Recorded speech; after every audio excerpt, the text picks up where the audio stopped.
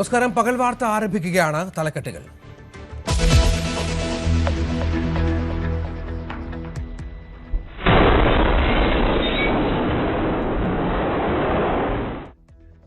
തൃശൂർ വെടിക്കെട്ടുപുര ദുരന്തത്തിൽ വിറങ്ങലിച്ച നാട്. 13 മരണം ഔദ്യോഗികമായി സ്ഥിരീകരിച്ചു. മരണസംഖ്യ ഇനിയും ഉയർന്നേക്കും. ഗുരുതരമായി പൊള്ളലേറ്റ 5 പേർ ചികിത്സയിൽ. ജുഡീഷ്യൽ അന്വേഷണം പ്രഖ്യാപിച്ച സർക്കാർ. ജസ്റ്റിസ് CN രാമേന്ദ്രൻ നായർ അന്വേഷിക്കും.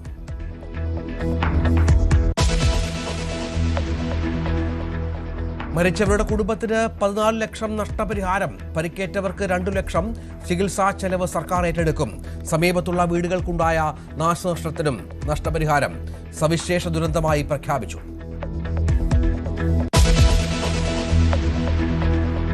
എത്ര പേർ അപകടത്തിൽപ്പെട്ടുവെന്ന് ഇനിയും വ്യക്തതയില്ല. സ്ഫോടന സമയത്ത് സ്ഥലത്തുണ്ടായിരുന്ന 34 പേരെന്ന് പോലീസ്. ഇതുവരെ മോർച്ചറിലെത്തിച്ചത് 9 മൃതദേഹങ്ങൾ. മോർച്ചറിലുള്ളത് 26 ശരീരഭാഗങ്ങൾ. ചിഹ്നിച്ചിതറിയ ശരീരഭാഗങ്ങൾ തിരിച്ചറിയുക ദുഷ്കരം. DNA പരിശോധനയ്ക്ക് നടപടി. നാളെയും തിരച്ചിൽ തുടരുമെന്ന് DGP. പൂരത്തിന് ഇക്കുറി ആഘോഷമില്ല. ചടങ്ങുകൾ മാത്രമായി പൂരം നടത്താൻ ദേവസ്വങ്ങൾ. ഏകപക്ഷീയമായി സർക്കാർ തീരുമാനമെടുക്കില്ലെന്ന് ദേവസ്വം മന്ത്രി. ദേവസ്വങ്ങളുടെ അഭിപ്രായം തേടും. സർക്കാർ പറയുന്നത് പോലെ തീരുമാനമെന്ന് തിരുവമ്പാടി പാറമേക്കാവ് ദേവസ്വങ്ങൾ.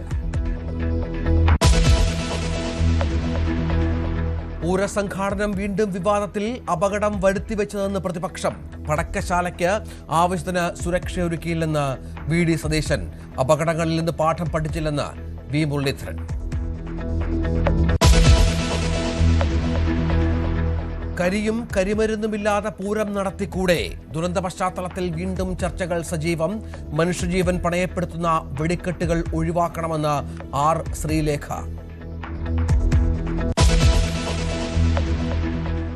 വാൽപ്പാറ അപകടത്തിൽ പരിക്കേറ്റവരിൽ ഒരാൾ കൂടി മരിച്ചു. മരിച്ചത് വാഹനത്തിന്റെ ഡ്രൈവർ നൌഷാദ് അലി. ചികിത്സാ പിഴവെന്ന കുടുംബം. മരിച്ചവരുടെ എണ്ണം 10 ആയി.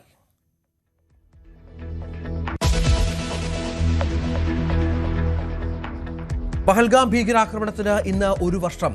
കനത്ത സുരക്ഷയിൽ മേഖല. മരിച്ചവർക്ക് ആദരാഞ്ജലി അർപ്പിച്ച നേതാക്കൾ. ഭീകരവാദത്തിന്റെ ഒരു രൂപത്തിനു മുന്നിലും രാജ്യം തലകുനിക്കില്ലെന്ന് പ്രധാനമന്ത്രി.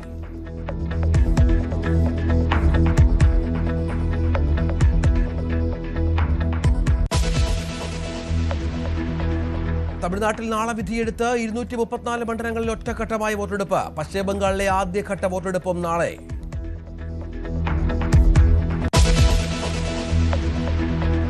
പ്രധാനമന്ത്രിക്കെതിരായ കോൺഗ്രസ് അധ്യക്ഷന്റെ പരാമർശത്തിൽ കടുപ്പിച്ച് BJP. കിരൺ റിജിജുവും നിർമ്മലാ സീതാരാമനും തെരഞ്ഞെടുപ്പ് കമ്മീഷന് പരാതി നൽകി. ഖാർഗെയുടെ വാക്കുകൾ പൗരന്മാരോടുള്ള അവഹേളനമെന്ന് BJP.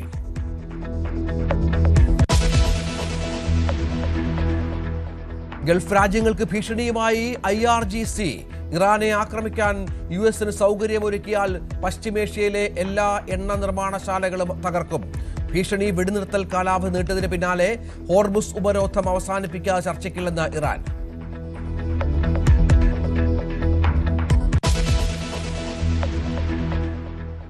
തൃശൂർ പടക്കശാല ദുരന്തത്തിൽ സർക്കാർ ജുഡീഷ്യൽ അന്വേഷണം പ്രഖ്യാപിച്ചു. ജസ്റ്റിസ് CN രാമേന്ദ്രൻ നായർ പടക്കശാല അപകടം അന്വേഷിക്കും. അപകടം പ്രത്യേക ദുരന്തമായി മന്ത്രിസഭായോഗം പ്രഖ്യാപിച്ചു. മരിച്ചവരുടെ ആശ്രിതർക്ക് 14 ലക്ഷം രൂപ വീതം നൽകും. പരിക്കേറ്റവർക്ക് 2 ലക്ഷം രൂപയാണ് നഷ്ടപരിഹാരം. 6 മാസത്തെ ചികിത്സാ ചെലവും സർക്കാർ വഹിക്കും. തൃശൂർ മുണ്ടത്തിക്കോട് വെടിക്കെട്ടുപുര സ്ഫോടനത്തെ സംസ്ഥാനത്തെ സവിശേഷ ദുരന്തമായി പ്രഖ്യാപിക്കാൻ നിശ്ചയിക്കാനുണ്ടായത്. സംസ്ഥാനത്തെ സവിശേഷ ദുരന്തമായി പ്രഖ്യാപിക്കുന്നതിന് സംസ്ഥാന ദുരന്ത നിവാരണ അതോറിറ്റിയോട് അതിന്റെ സ്റ്റേറ്റ് എക്സിക്യൂട്ടീവ് കമ്മിറ്റിക്ക് ആവശ്യമായ നിർദ്ദേശം ക്യാബിനറ്റ് നിശ്ചയിച്ചനുസരിച്ച് രേഖപ്പെടുത്തുകയുണ്ടായി.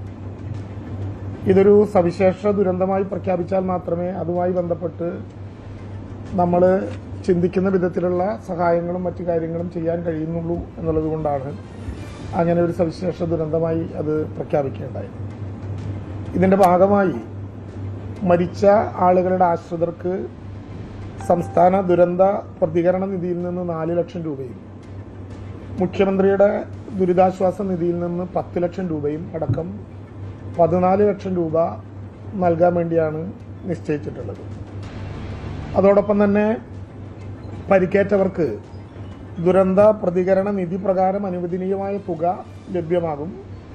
അതിനു പുറമെ 2 ലക്ഷം രൂപ കൂടി മുഖ്യമന്ത്രിയുടെ ദുരിതാശ്വാസ നിധിയിൽ നിന്ന് പ്രത്യേക സഹായമായി STRF-ൽ നിന്ന് കിട്ടുന്ന പണത്തിന് പുറമെ CMDRF-ൽ നിന്ന് 2 ലക്ഷം രൂപ കൂടി നൽകും. പരിക്കേറ്റവരെ 6 മാസക്കാലത്തേക്ക് സർക്കാരോ സ്വകാര്യ ആശുപത്രിയിലോ ചികിത്സ ചെയ്യേണ്ടി വരുന്നതിൻ്റെ പൂർണ്ണമായിട്ടുള്ള ചെലവുകൾ സർക്കാർ എടുക്കാൻ നിശ്ചയിച്ചു.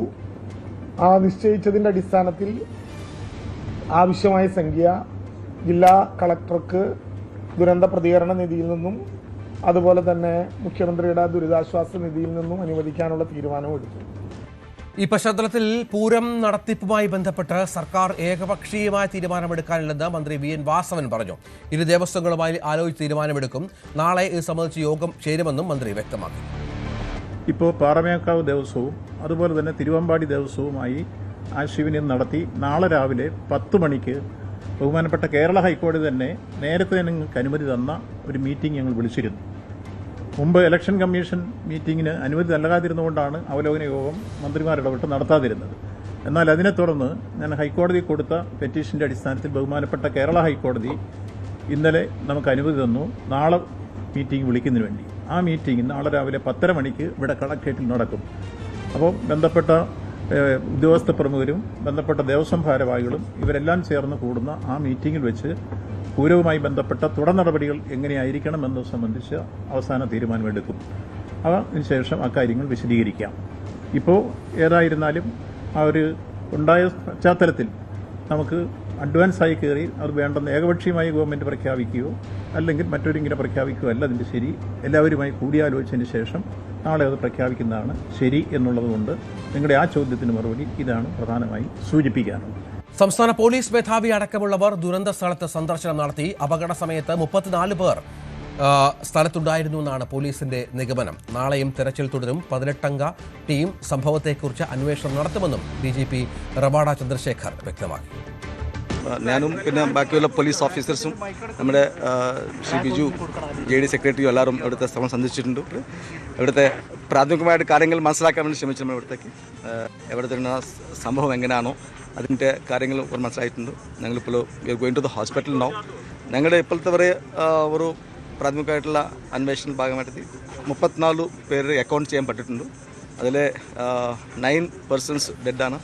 5 പേരിനെ ഐഡൻറ്റിഫൈ ചെയ്തു. അവരൊക്കെ ഫാമിലി മെമ്പേഴ്സ്ക്ക് ഏൽപ്പിച്ചു. 2 പേര് ഐഡൻറ്റിഫൈ ചെയ്തിട്ടുണ്ട്. They are still in the hospital. ബാക്കി 2 പേരുടെ അവരുടെ ഐഡൻറ്റിഫൈ ആയിട്ടില്ല. അവർ ഫ്രീസറിൽ വെച്ചിട്ടുണ്ട്. ബാക്കിയുള്ള ആളുകളിലെ 13 പേര് പോലും ഹോസ്പിറ്റലിൽ ഉണ്ടെന്ന് മനസ്സിലായിട്ടുണ്ട്. ബാക്കി 10 പേര് വീട്ടിൽ പോയി നേരത്തെ അവർക്ക് പരിക്കില്ലാതെ. 2 പേർക്ക് പരിക്ക് കിട്ടിയതിന് ശേഷം അവർ കുറച്ച് സിറ്റുവേഷന് ശേഷം they have gone back to their homes. Now we have formed major investigation team here. 18 teams form ചെയ്തിട്ടുണ്ട്. നമ്മുടെ തൃശ്ശൂർ കമ്മീഷണർ ഓഫ് പോലീസിൻ്റെ നേതൃത്വത്തിലാണ്.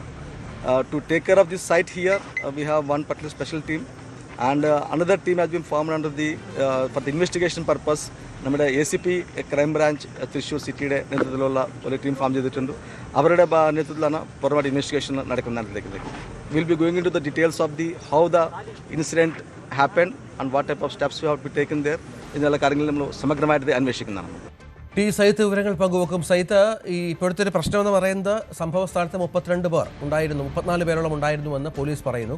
പക്ഷേ ആരൊക്കെ അപകടത്തിൽപ്പെട്ടു എന്നുള്ളതിനെക്കുറിച്ച് വ്യക്തതയില്ല. 26ഓളം ശരീരഭാഗങ്ങൾ ലഭിച്ച പശ്ചാത്തലമുണ്ട്. കടാവർ ഡോഗിന്റെ തെരച്ചിൽ പുരോഗമിക്കുന്നുണ്ട്. ഇതിലേക്ക് ഒരു അന്തിമ കണക്കിലേക്ക് എത്തുക, മരിച്ചവരുടെ മറ്റു വിവരങ്ങൾ ശേഖരിക്കുക എന്നുള്ളതൊരു വലിയ വെല്ലുവിളിയാണ്. തീർച്ചയായിട്ടും രഞ്ജിത്ത്, ഇത് സർക്കാർ വൃത്തങ്ങൾ തന്നെ വ്യക്തമാക്കുന്ന ഒരു പ്രധാനപ്പെട്ട കാര്യം എത്ര പേർ ഈ അപകടത്തിൽപ്പെട്ടു എന്ന കാര്യത്തിൽ ഇതുവരെയും വ്യക്തത ഉണ്ടായിട്ടില്ല എന്ന കാര്യമാണ്. അല്പസമയം മുമ്പ് സംസ്ഥാന പോലീസ് മേധാവി റവാഡ ചന്ദ്രശേഖർ വിശദീകരിക്കുന്നത് പ്രകാരം 34 പേരാണ് അപകട സ്ഥലത്ത് അപ്പോൾ ഉണ്ടായിരുന്നത് എന്നതാണ് അദ്ദേഹത്തിൻ്റെ വിശദീകരണം. പക്ഷേ ഇപ്പോഴും വ്യക്തത വരാത്ത ചില കാര്യങ്ങൾ ഈ അപകടവുമായി ബന്ധപ്പെട്ട് ഇപ്പോഴും തുടരുന്നു എന്നതാണ് ബന്ധപ്പെട്ടവർ വിശദീകരിക്കുന്നത്. തെരച്ചിൽ തുടരുമെന്ന് വ്യക്തമാക്കുന്നു. നാളെയും തെരച്ചിൽ തുടരുമെന്നതാണ് വ്യക്തമാക്കുന്ന കാര്യം. മരിച്ചവരെ തിരിച്ചറിയാൻ കഴിയാത്ത സാഹചര്യം സാഹചര്യം അത് സ്വാഭാവികമായി ഈ ഇത്തരം വെടിക്കെട്ട് അപകടങ്ങളിൽ പെടുമ്പോൾ പലപ്പോഴും ഉണ്ടാവുന്ന സാഹചര്യം കൂടിയാണ്. അവിടെയാണ് DNA പരിശോധന നടക്കുന്നത്. രാജീവ് ഗാന്ധി ഇൻസ്റ്റിറ്റ്യൂട്ട് ഓഫ് ബയോടെക്നോളജിയുടെ നേതൃത്വത്തിൽ DNA പരിശോധന അടക്കമുള്ള നടപടിക്രമങ്ങളുമായി മുന്നോട്ട് പോവുകയാണ്. എന്തായാലും സർക്കാർ ഈ വിഷയത്തിൽ ഇപ്പോൾ വിശദീകരിച്ചിരിക്കുന്നത് ഇങ്ങനെയാണ്. മരിച്ചവരുടെ ബന്ധുക്കൾക്കും ഒപ്പം തന്നെ പരിക്കേറ്റവർക്കുമുള്ള ധനസഹായം പ്രഖ്യാപിച്ചു. മറ്റ് നടപടിക്രമങ്ങളുമായി മുന്നോട്ട് പോകും. ഇനി പ്രധാനപ്പെട്ട ഒരു ചോദ്യം അവശേഷിക്കുന്നത് ഇത്തവണത്തെ പൂരം നടത്തിപ്പ് എങ്ങനെയാകുമെന്ന കാര്യമാണ്. 2 ദേവസ്വങ്ങളും, അതായത് തിരുവമ്പാടിയും പാറമേക്കാവും തങ്ങൾ ഇത്തവണ ആഘോഷങ്ങളൊന്നും നടത്തുന്നില്ല എന്ന പൊതുനിലപാട് അറിയിച്ചു കേട്ടിട്ടുണ്ട്. സർക്കാർ പറയുന്നത് ദേവസ്വങ്ങളുടെ അഭിപ്രായം അറിഞ്ഞ ശേഷം മുന്നോട്ട് പോകുമെന്ന കാര്യം കൂടിയാണ്. എന്തായാലും നാളെ ഈ പൂരത്തിൻ്റെ നടത്തിപ്പ് എങ്ങനെയാകുമെന്ന കാര്യത്തിൽ ഒരു അന്തിമ തീരുമാനമുണ്ടാകും. നമുക്ക് മനസ്സിലാക്കാനാവുന്നത് ഇത്തവണത്തെ പൂരം ആഘോഷങ്ങളൊന്നും ഉണ്ടാവില്ല എന്ന് തന്നെയാണ് ഈ ദുരന്തത്തിൻ്റെ പശ്ചാത്തലത്തിൽ. അപ്പോഴും അവശേഷിക്കുന്ന ഒരു ചോദ്യം ഇതാണ്: എന്തുകൊണ്ടാണ് ഈ അപകടമുണ്ടായത്? അവിടെ എവിടെയാണ് പിഴവ് സംഭവിച്ചത് എന്ന ചോദ്യമാണ്. പുറ്റിങ്ങൽ അടക്കമുള്ള നിരവധി അനുഭവങ്ങൾ മുന്നിൽ നിൽക്കുമ്പോഴും എന്ത് സംഭവിച്ചു എന്ന ചോദ്യമാണ്. സർക്കാർ ജുഡീഷ്യൽ അന്വേഷണം പ്രഖ്യാപിച്ചിട്ടുണ്ട്. പക്ഷേ മുൻകാലങ്ങളിലൊക്കെ പ്രഖ്യാപിച്ച കമ്മീഷനുകൾ, അവർ നൽകിയ ശുപാർശകൾ എത്ര കണ്ട് നടപ്പാക്കി എന്ന ചോദ്യം കൂടി ഉണ്ടാവുന്നുണ്ട്. ഇത് സർക്കാരിന് മുന്നിൽ ഒരു പ്രതിസന്ധിയായി കൂടി വരികയാണ്. മുമ്പും പൂരം നടത്തിപ്പ് വിവാദത്തിൽപ്പെട്ടിരുന്നതാണ്. ഇവിടെയും സംഘാടനത്തിൽ പിഴവുണ്ടായി എന്ന വിമർശനം തന്നെയാണ് ഉയർന്നു വരികയും ചെയ്യുന്നത്. എന്തായാലും ഇത്തവണത്തെ പൂരം എങ്ങനെ നടത്തിക്കുമെന്നത് സംബന്ധിച്ച് ഹൈക്കോടതിയുടെ അനുമതിയോടെ നാളെ തീരുമാനമുണ്ടാകുമെന്നാണ് ദേവസ്വം മന്ത്രിയും വിശദീകരിച്ചിരിക്കുന്നത്. സർക്കാർ ധനസഹായം പ്രഖ്യാപിച്ച് തൽക്കാലം മുന്നോട്ട് പോയിട്ടുണ്ട്. വിവരങ്ങൾ പങ്കുവച്ചു. പടക്കശാല അപകടത്തിൽ മരണസംഖ്യ 13ആയി. 7 പേരെയാണ് ഇതുവരെ തിരിച്ചറിഞ്ഞത്. സംശയമുള്ള മൃതദേഹങ്ങൾ തിരിച്ചറിയാൻ DNA പരിശോധന നടത്തും. സംഭവ സമയം സ്ഥലത്തുണ്ടായിരുന്നത് 34 പേരാണ്. 2 പേർ വെന്റിലേറ്ററിൽ ഗുരുതരാവസ്ഥയിലുണ്ട്. മറ്റ് 5 പേർ മൊത്തം 5 പേർ ഗുരുതരാവസ്ഥയിലുണ്ട് എന്നാണ് വിവരം. അപകട സ്ഥലത്ത് നിന്ന് 2 ശരീരഭാഗങ്ങൾ കൂടി കണ്ടെത്തി. കെടാവർ നായ്ക്കളെ ഉപയോഗിച്ചുള്ള തെരച്ചിലാണ് കൂടുതൽ മൃതദേഹങ്ങൾ ലഭിച്ചത്. അപകട സ്ഥലത്ത് രാജീവ് ഗാന്ധി ഇൻസ്റ്റിറ്റ്യൂട്ട് ഓഫ് ബയോടെക്നോളജിയിൽ നിന്ന് വിദഗ്ധർ എത്തി DNA സാമ്പിൾ ശേഖരിച്ചു. പരിശോധന നടത്താൻ കിടാവർ നായയും പോലീസ്, ഫയർ ആൻഡ് റെസ്ക്യൂ, ആരോഗ്യ വകുപ്പുകളുടെ എല്ലാ സംവിധാനങ്ങളും, റവന്യൂ, ദുരന്ത നിവാരണ വകുപ്പുകളുടെ ഏകോപനവും നടക്കുന്നുണ്ട്. അനുമോദ് വിവരങ്ങളുമായി ചേരും. അനുമോദ്, ഒരാശങ്ക, ഒരു പ്രശ്നമെന്ന് പറയുന്നത് ഈ മരിച്ചവരുടെ ഒരു അന്തിമ ചിത്രം കിട്ടിയിട്ടില്ല എന്നുള്ളതാണ്. അനുമോദ പ്രദേശത്താണുള്ളത്. വല്ലാത്ത ദൃശ്യങ്ങളാണ് രാവിലെ മുതൽ തന്നെ അനുമോദ അവിടെ കാണുന്നത്.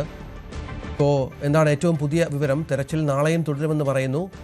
അവിടെ സമീപത്തൊരു കുളമുണ്ടായിരുന്നല്ലോ, അവിടെയും സ്കൂബ ടീമൊക്കെ തെരച്ചിൽ നടത്തി എന്നുള്ള വിശദാംശങ്ങളുണ്ട്. കൂടുതൽ എന്തെങ്കിലും വിവരങ്ങളുണ്ടോ അനുമോദ?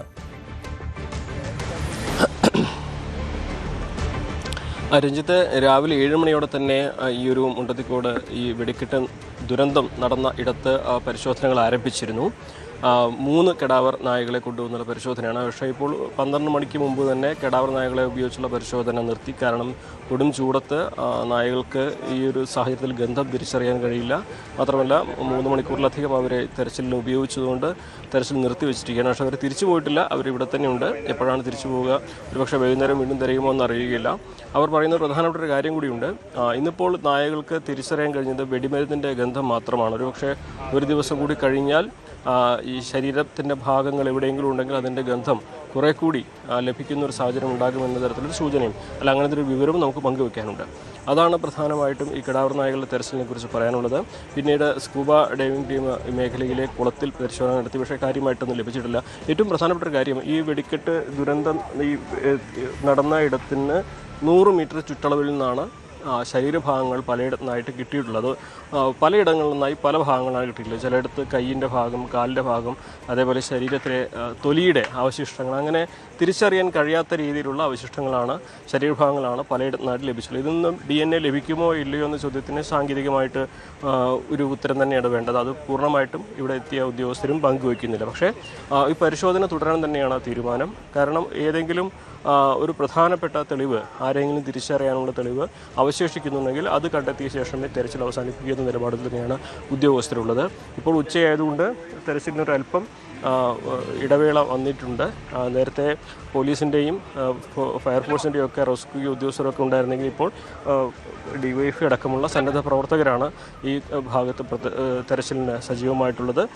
നാളെ കൂടി തെരച്ചിൽ നടത്തുമെന്നാണ് നേരത്തെ DGP വ്യക്തമാക്കിയിട്ടുള്ളത്. സ്വാഭാവികമായിട്ടും ലഭ്യമാകുന്ന എല്ലാ തെളിവുകളും മേഖലയിൽ നിന്നും ശേഖരിച്ച് മാത്രമേ ആയിരിക്കും ഈ ഒരു തെരച്ചിൽ അവസാനിപ്പിക്കുക എന്നാണ് നമുക്ക് അറിയാനാകുന്നത്. രഞ്ജിത്ത്, ഇത്തരത്തിലൊരു സ്വഭാവം അനുമോ നേരത്തെ പറഞ്ഞ കടാവർ നായുണ്ട്, ഫയർഫോഴ്സിൻ്റെയും റെസ്ക്യൂ ടീമിൻ്റെയും ഒക്കെ സാന്നിധ്യമുണ്ട്. ഈ 34 എന്നുള്ളൊരു കണക്ക് മന്ത്രി പറഞ്ഞത് അതിൽ വെച്ചായിരിക്കുമല്ലോ എത്ര പേർ പുറത്തു വന്നു രക്ഷപ്പെട്ടു എന്നുള്ളത് കണക്കാക്കേണ്ടതുണ്ട്. കൂടുതൽ കുടുംബാംഗങ്ങൾ ഇവരെ കാണാതായവരെ അന്വേഷിച്ച് വരുന്നുണ്ടോ? അപ്പോൾ ഒരു കൃത്യമായൊരു കണക്കിലേക്ക് എത്തുക എന്നുള്ളത് ആണ് പ്രധാനം. അതിലേക്ക് സർക്കാർ പോകുന്നുണ്ടോ?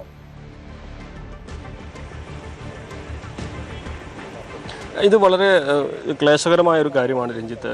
പോലീസിൻ്റെ കണക്കിലുള്ള 34 എന്നുള്ളത്, അതിൽ പോലീസ് പറയുന്നത് 9 പേർ മരിച്ചു എന്നാണ്. അതിൽ തന്നെ തിരിച്ചറിഞ്ഞത് 5. അതിൽ എണ്ണം അല്പം മാറ്റം വന്നേക്കാം ഒരുപക്ഷെ തിരിച്ചറിഞ്ഞതിൻ്റെ. ചികിത്സയിലുള്ളവരുടെ എണ്ണം 13 രക്ഷപ്പെട്ടവർ 10 നിസ്സാര പരിക്കോടെ രക്ഷപ്പെട്ടവർ 2. അങ്ങനെയാണ് 34 എന്ന് പറയുന്നത്. പക്ഷേ അപ്പോഴും കണക്കിൽ 13 മരണം എന്ന് പറയുമ്പോഴും ഇതിൽ പോലീസിൻ്റെ ഈ 34 എന്ന കണക്കുമായിട്ട് അത് ടാലിയാകുന്നില്ല എന്ന തരത്തിലേക്കൊരു വിലയിരുത്തൽ നടത്തേണ്ടി വരും. പൂർണ്ണമായിട്ടും എത്ര പേര് ഇവിടെ ഉണ്ടായിരുന്നു എന്നത് കണ്ടെത്തുകയാണ് പ്രധാനപ്പെട്ട ഒരു വെല്ലുവിളിയായിട്ടുള്ളത്. അതുകൊണ്ട് തന്നെ ഈ പ്രദേശത്ത് ജോലി ചെയ്തിരുന്ന ആളുകളുടെ ബന്ധുക്കളും സുഹൃത്തുക്കളുമൊക്കെ അവരുടെ പ്രിയപ്പെട്ടവർ അവിടെ എവിടെയാണ് എന്ന് അന്വേഷിച്ച് അവരെ കാണുന്നില്ലെങ്കിൽ പോലീസിനെ അറിയിക്കണമെന്നൊരു നിർദ്ദേശം നേരത്തെ തന്നെ റവന്യൂ മന്ത്രി മുന്നോട്ട് വച്ചിരുന്നു. അതായത് എവിടെ അവർ ഈ വീട്ടിലെത്തിയിട്ടുണ്ടോ, ഹോസ്പിറ്റലിലാണോ, ബന്ധുവീട്ടിലാണോ, എവിടെയാണെന്നത് അറിഞ്ഞാൽ അറിയിക്കണമെന്നുള്ളത്. സ്വാഭാവികമായിട്ടും ആളുകളെ കണ്ടെത്താനുള്ളൊരു വഴി അതുമാത്രമാണ്. കാരണം പലപ്പോഴും ദുരന്തങ്ങളിൽ പെട്ടവർ അവരെ മറ്റെവിടെയെങ്കിലും സുരക്ഷിതരായിട്ടുണ്ടെങ്കിൽ ഒരുപക്ഷെ അവരെ ഈ കാണാതായവരുടെ കൂട്ടത്തിൽ ഉൾപ്പെടുത്തിയിട്ടുണ്ടെങ്കിൽ അത് എണ്ണം കൂടാനുള്ളൊരു സാധ്യത അല്ലെങ്കിൽ നേരെ തിരിച്ചുമുണ്ടാകാം. അപ്പോൾ അത്തരത്തിലുള്ളൊരു സാഹചര്യം ഒഴിവാക്കാനായിട്ട് ഇവിടെ ജോലിക്ക് ഉണ്ടായിരുന്നവരെ കുറിച്ച് അറിയുന്നവർ കൃത്യമായിട്ടത് അവരെ കാണുന്നില്ലെങ്കിൽ അത് അധികൃതരെ അറിയിക്കണം എന്നൊരു നിർദ്ദേശം തന്നെ പോലീസ് മുന്നോട്ട് വെച്ചിട്ടുണ്ട്. കൺട്രോൾ റൂമിൽ അറിയിക്കണം എന്ന നിർദ്ദേശമാണ് വെച്ചിട്ടുള്ളത്. സ്വാഭാവികമായിട്ടും മറ്റ് തരത്തിലുള്ള നടപടിക്രമങ്ങളിലേക്ക് പോകാതിരിക്കാൻ കേസും മറ്റും വരാമെന്ന ആശങ്ക, പ്രത്യേകിച്ച് ഇവിടെ സന്ദർശിക്കുന്നത് അത്ര സുരക്ഷിതമായ ഇടമായിട്ടല്ല. അവിടെ പ്രവേശനമൊക്കെ വളരെ റെസ്ട്രിക്റ്റഡ് ആയിരുന്നു. അപ്പോഴവിടെ നിയമവിരുദ്ധമായിട്ട് ആരെങ്കിലും വന്നിട്ടുണ്ടെങ്കിൽ അത് പുറത്തറിയരുത് എന്ന് വിചാരിച്ച് മിണ്ടാതിരിക്കുന്നുണ്ടെങ്കിൽ അത് പ്രശ്നമാവില്ല. അത്തരം ആളുകളെക്കുറിച്ചുകൂടി വിവരം തരേണ്ടത് ഈ ഘട്ടത്തിൽ കാണാതായ ആളുടെ എണ്ണം കണക്കാക്കുന്നതിൽ അനിവാര്യമാണ്. അതുകൊണ്ട് അത്തരം കാര്യങ്ങൾ പൊതുജനങ്ങൾ തന്നെ പങ്കുവയ്ക്കണമെന്നൊരു ആവശ്യമാണ്, അല്ലെങ്കിൽ നിർദ്ദേശമാണ് മന്ത്രി തന്നെ പങ്കുവച്ചിരിക്കുന്നത്. ഈ എത്ര പേർ ഇവിടെ ഉണ്ടായിരുന്നു എന്നതിൻ്റെ കൃത്യമായൊരു കണക്ക് ലഭിച്ചാൽ മാത്രമേ ദുരന്തത്തിൻ്റെ വ്യാപ്തി അത് കൃത്യമായിട്ട് മനസ്സിലാക്കാനാവൂ എന്നുള്ളത് വേണം നമുക്ക് കരുതുവാൻ. എന്താണെങ്കിലും നടപടിക്രമങ്ങൾ പുരോഗമിക്കേണ്ടതിൽ ഏറ്റവും വലിയ വെല്ലുവിളി ആളുകളെ തിരിച്ചറിയാൻ കഴിഞ്ഞിട്ടില്ല പലപ്പോഴും എന്നുള്ളതാണ്. DNA ടെസ്റ്റിൻ്റെ ഫലം വരാൻ ഒരുപക്ഷെ 3 ദിവസം വരെ എടുക്കാനുള്ളൊരു സാധ്യത നിലവിൽക്കെ ഈ ആളുകളെ തിരിച്ചറിഞ്ഞ് അടുത്ത ഘട്ടത്തിലേക്ക് പോകേണ്ടത്, വളരെ വേഗത്തിൽ പോകേണ്ടത് ഈ കുടുംബാംഗങ്ങൾക്ക് വലിയ ആവശ്യമാണ്. അവർക്കത് അതിനുള്ള സഹായം സർക്കാർ നൽകും, അല്ലെങ്കിൽ സർക്കാരിൻ്റെ ഭാഗത്ത് ഉണ്ടാകുമെന്നൊരു പ്രതീക്ഷയാണ് പങ്കുവയ്ക്കുന്നതും. രഞ്ജിത്ത്, അനുമോദാണ് സംഭവ സ്ഥലത്ത് നിന്ന് ഏറ്റവും പുതിയ വിവരങ്ങൾ പങ്കുവെക്കുന്നത്. തൃശൂർ വെടിക്കെട്ട് അപകടത്തിൽ സുരക്ഷാ വീഴ്ചയുണ്ടായോ എന്ന് ഏജൻസികൾ അന്വേഷിക്കണമെന്നാണ് പ്രതിപക്ഷ നേതാവ് വി.ഡി. സതീശൻ ആവശ്യപ്പെട്ടത്. മനുഷ്യജീവന് ഭീഷണിയാകുന്ന ഒന്നും ഉണ്ടാകാൻ പാടില്ല. വീഴ്ച സംഭവിച്ചതായി മനസ്സിലാക്കാൻ കഴിയുന്നുണ്ടെന്നും ആവശ്യമായ എല്ലാ സഹായവും ലഭ്യമാക്കണമെന്നും അദ്ദേഹം ആവശ്യപ്പെട്ടു. ഇനി ഇത്തരം കാര്യങ്ങൾ കൂടുതൽ സുരക്ഷാപരമായ നടപടികൾ മുൻകൂട്ടി സ്വീകരിക്കണം. വെടിക്കെട്ട് ഒഴിവാക്കണം എന്ന് നമുക്ക് പറയാൻ കഴിയില്ല. പക്ഷേ അതിനാവശ്യമായ ഇത്തരം കാര്യങ്ങൾ ചെയ്യുമ്പോൾ അപകടമുണ്ടാകാതിരിക്കാൻ വേണ്ടിയിട്ടുള്ള സുരക്ഷാ കാര്യങ്ങൾ ചെയ്യണം. കഴിഞ്ഞ കുറേ വർഷങ്ങളായിട്ട് അത് നന്നായി ചെയ്തുകൊണ്ടിരുന്നതാണ്. പക്ഷേ ഈ സമീപ 1-2 വർഷങ്ങളിൽ അതിന് വീഴ്ച പറ്റിയെന്നാണ് നമുക്ക് മനസ്സിലാക്കാൻ കഴിയുന്നത്. അത് വളരെ ഗൗരവത്തോടുകൂടി കാണണം. മനുഷ്യജീവന് അപകടകരമായ രീതിയിലുള്ള ഒരു കാര്യവും നടക്കാൻ പാടില്ല യഥാർത്ഥത്തിൽ. പിന്നെ ഇപ്പോൾ മുഴുവൻ ആളുകളെ കുറച്ചുപേര് ഗുരുതരമായ പരിക്ക് പറ്റിയിട്ടാണ് വെന്റിലേറ്ററെല്ലാം കിടക്കുന്നവരുണ്ട്. അവർക്ക് ആവശ്യമായ ചികിത്സാ സൗകര്യങ്ങളെല്ലാം എല്ലാ സൗകര്യങ്ങളും ഗവൺമെൻറ് സഹായിക്കണം. മരണമടഞ്ഞവരുടെ കുടുംബങ്ങൾക്ക് ആവശ്യമായ സഹായം കൊടുക്കണം. വളരെ സാധാരണക്കാരായ മനുഷ്യരാണ് ഈ ജോലിക്ക് വരുന്നത്. അവർ കുടുംബം പുലർത്താൻ വേണ്ടിയിട്ടാണ് ഈ ജോലിക്ക് വരുന്നത്. ആ കുടുംബത്തെ എല്ലാം താങ്ങി നിർത്തുന്നതിന് വേണ്ടിയിട്ടുള്ള അടിയന്തരമായ നടപടികൾ ഗവൺമെന്റിന്റെ ഭാഗത്തു നിന്ന് സ്വീകരിക്കുമെന്നാണ് ഞങ്ങളെല്ലാം കരുതുന്നത്. അത് സ്വീകരിക്കണം. ഇത്തരം കാര്യങ്ങൾ ഇനി ആവർത്തിക്കാതിരിക്കാൻ എന്തെല്ലാം നടപടികൾ സ്വീകരിക്കാമോ എന്ന് ബന്ധപ്പെട്ട എല്ലാവരെയും വിളിച്ചു ചേർത്ത് ഒരു മെക്കാനിസം, ഒരു സംവിധാനം ഉണ്ടാക്കി സുരക്ഷാ പരിശോധനകൾ മുൻകൂട്ടി നടത്താനും കുറെ കൂടി കർശനമായി ഇത്തരം കാര്യങ്ങൾ ചെയ്യുന്നതിന് വേണ്ടിയിട്ടുള്ള നടപടികൾ സ്വീകരിക്കണമെന്നാണ് ഞങ്ങളുടെ അഭ്യർത്ഥന. തൃശൂർ വെടിക്കെട്ട് അപകടത്തിൽ സുരക്ഷാ വീഴ്ച ഉണ്ടായെന്ന് രമേശ് ചെന്നിത്തല. വലിയ വെടിക്കെട്ട് സാമഗ്രികൾ ഉണ്ടായിരുന്ന സ്ഥലത്ത് ഒരു ഫയർ എഞ്ചിൻ പോലും ഇല്ലായിരുന്നെന്ന് ആക്ഷേപമുണ്ട്. കേന്ദ്രം പ്രഖ്യാപിച്ച നഷ്ടപരിഹാര തുക അപര്യാപ്തമാണെന്നും തുക ഉയർത്തണമെന്നും അദ്ദേഹം ആവശ്യപ്പെട്ടു. ഇത്രയും വലിയൊരു വെടിക്കെട്ട് സാമഗ്രികൾ ഉണ്ടാക്കുന്ന സ്ഥലത്ത് ഒരു ഫയർ എഞ്ചിൻ പോലും ഇല്ലായിരുന്നു. അപ്പോൾ ആധുനിക കാലഘട്ടത്തിനനുസരിച്ചുള്ള സുരക്ഷാ സംവിധാനങ്ങൾ ഒരുക്കുക എന്നുള്ളത് ഏറ്റവും പ്രധാനപ്പെട്ട കാര്യം. അപ്പം നമ്മുടെ നാട്ടിൽ ഉത്സവം നടക്കുന്നുണ്ട്, പെരുന്നാൾ നടക്കുന്നുണ്ട്, കരിമരുന്ന് പ്രയോഗം ഉണ്ടാകും, വെടിക്കെട്ടുണ്ടാകും. പക്ഷെ ആ സന്ദർഭങ്ങളിൽ സ്വീകരിക്കേണ്ട മാനദണ്ഡങ്ങൾ പാലിക്കണം, സുരക്ഷിതത്വം ഉറപ്പുവരുത്തണം. ഇത് ചെയ്തുകൊണ്ടിരിക്കുന്ന ആളുകളും സ്വയം സുരക്ഷിതരാണെന്നുള്ള ബോധ്യത്തോടെ പ്രവർത്തിക്കണം. അതുതന്നെ കേന്ദ്ര ഗവൺമെന്റ് 2 ലക്ഷം രൂപയാണ് പ്രഖ്യാപിച്ചത്. അത് ശരിയല്ല, അത് വർദ്ധിപ്പിക്കേണ്ടത് ആവശ്യമാണ്. പരിക്കേറ്റവർക്ക് 50,000 രൂപയാണ് കൊടുത്തത്, അതും വർദ്ധിപ്പിക്കണം. സംസ്ഥാന ഗവൺമെന്റും അതുപോലെ തന്നെ ഇവർക്ക് ആവശ്യമായ അവരുടെ കുടുംബത്തെ താങ്ങി നിർത്തണം. ഇവിടെ വാസ്തവത്തിൽ ഈ പാവപ്പെട്ട ആളുകൾ ഈ ജോലി ചെയ്യാൻ വരുന്നത് അവരുടെ ജീവിതം മുന്നോട്ട് കൊണ്ടുപോകാൻ വേണ്ടിയാണ്. അപ്പോൾ അനാഥമായ കുടുംബങ്ങളെ സംരക്ഷിക്കാനുള്ള നടപടി ഉണ്ടാകണം. DNA ടെസ്റ്റ് എത്രയും വേഗത്തിലാക്കണം. സാധാരണഗതിയിൽ DNA ടെസ്റ്റ് താമസം ഉണ്ടാകും.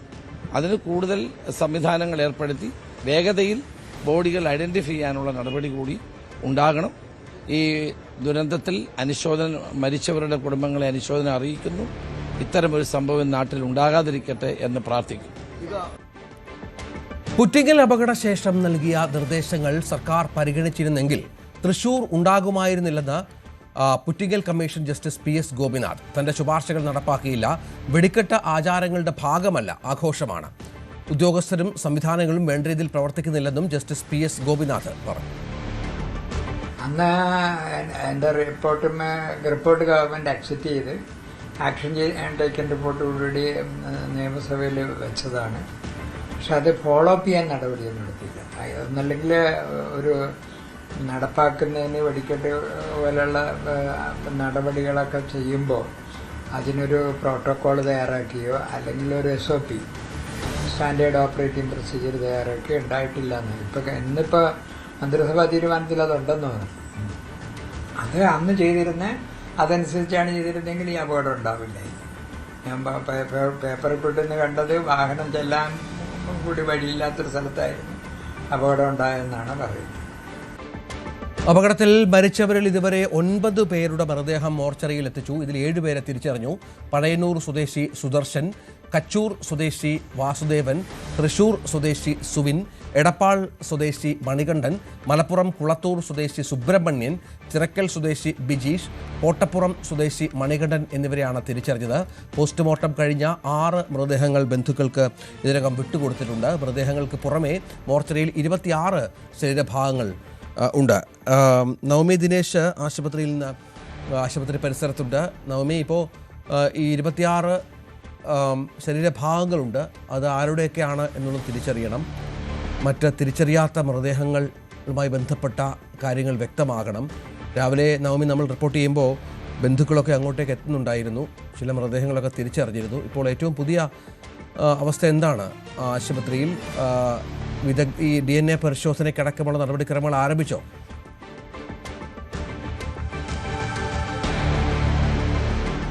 രാവിലെ മുതൽ തന്നെ DNA പരിശോധനകൾ നടന്നുകൊണ്ടിരിക്കുകയാണ്, ആരംഭിച്ചു കഴിഞ്ഞു. അതിൽ മൃതദേഹം ആളുകൾക്ക്, അതായത് ബന്ധുക്കൾക്ക് വിട്ട് നൽകുന്ന ഒരു പ്രക്രിയയും ഇവിടെ നടന്നുകൊണ്ടിരിക്കുകയാണ്.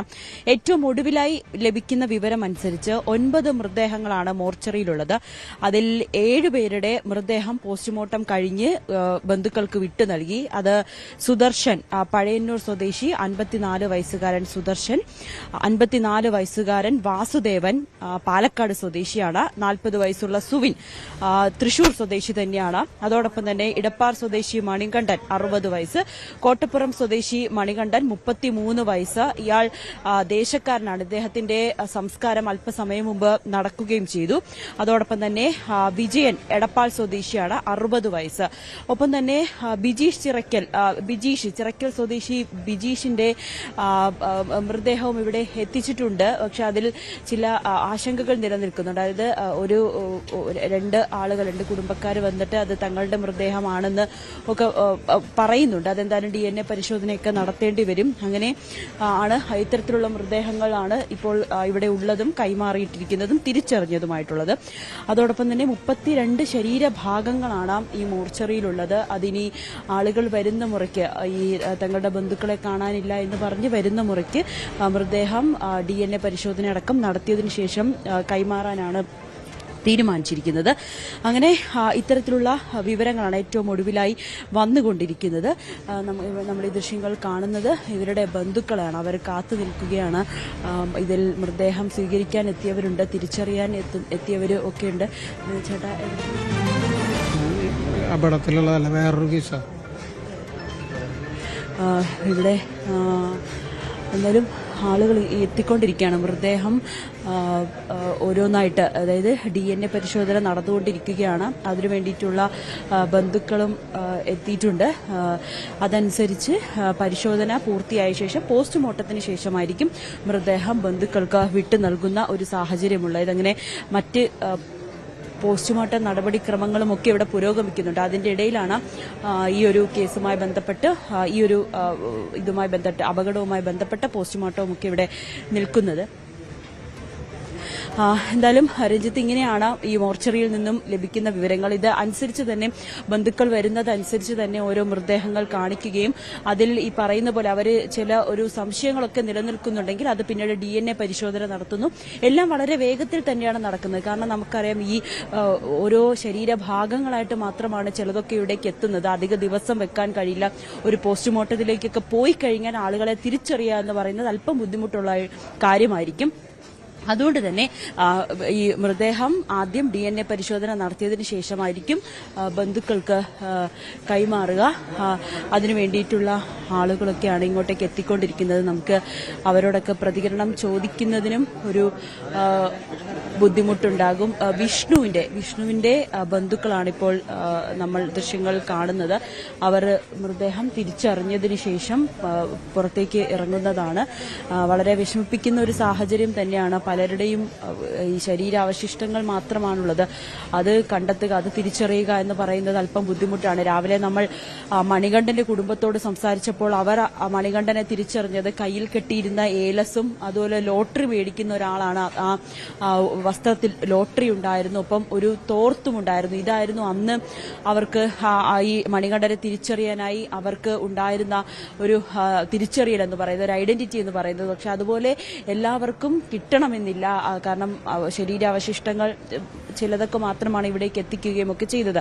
എന്തായാലും പരമാവധി വേഗത്തിൽ ബന്ധുക്കൾക്ക് മൃതദേഹം വിട്ടുകൊടുക്കുന്ന രീതിയിലേക്ക് തന്നെയാണ് ഇവിടെയും സംവിധാനങ്ങൾ ഒരുക്കിയിരിക്കുന്നത്. ഒപ്പം തൃശൂർ മെഡിക്കൽ കോളേജിൽ ഇപ്പോൾ ആളുകളെ പ്രവേശിപ്പിച്ചിരിക്കുകയാണ്. ഈ പരിക്കേറ്റവരെ ഉൾപ്പെടെ പ്രവേശിപ്പിച്ചിരിക്കുകയാണ്.